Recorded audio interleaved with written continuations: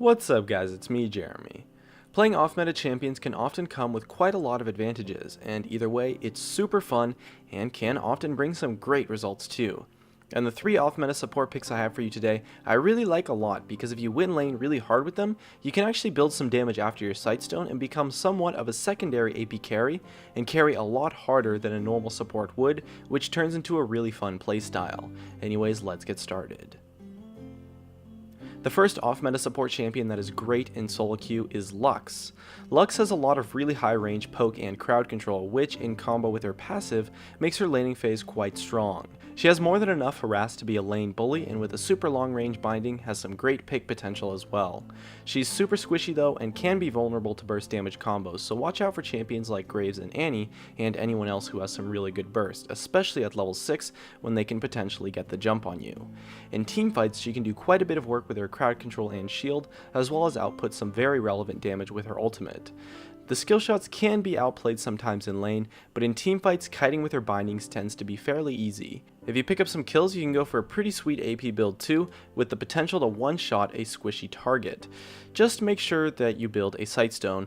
As well, due to her skill shot nature of kiting, although she does a great job versus tanks who are fairly immobile, she can be very vulnerable versus mobile assassins, so watch out for them and be careful of them using their mobility to dodge your skill shots.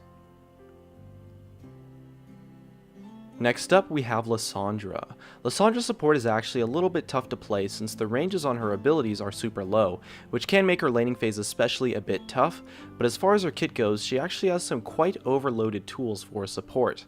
Having an area of effect slow and an area of effect root is quite powerful for kiting, and her ultimate is great for locking down a target to save your carry, or for a more aggressive play like to create a pick.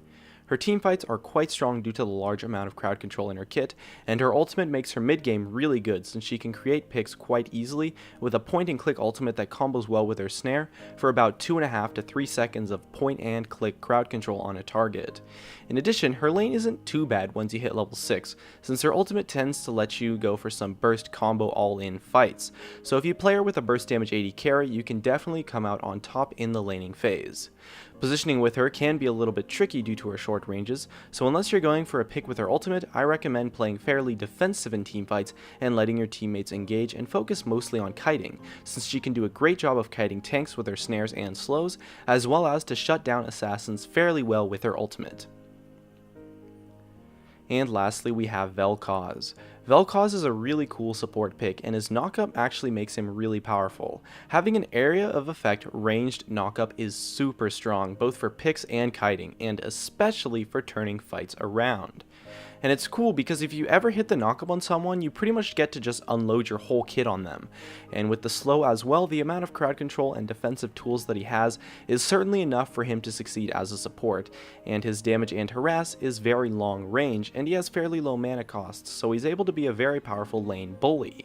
And when he hits level 6, his burst damage combo is quite potent, especially if your AD carry can back you up with some additional damage, so he's fairly easy to come out of lane with a few kills and transition to an AP build after your Sightstone. However, he is quite squishy and can be fairly vulnerable to harass and burst damage combos himself, and so he requires you to position fairly well with him.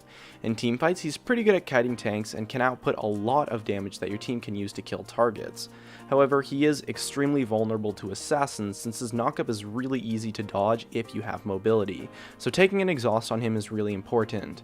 But if you get fed, you can actually kind of carry pretty hard since his utility is fairly useful, and if you can become a relevant damage threat, killing tanks with him as well as squishy targets is easy, and so kiting them out is not a problem for him at all. So he's super powerful if you win lane, which isn't really that hard to do due to his long ranges and massive damages.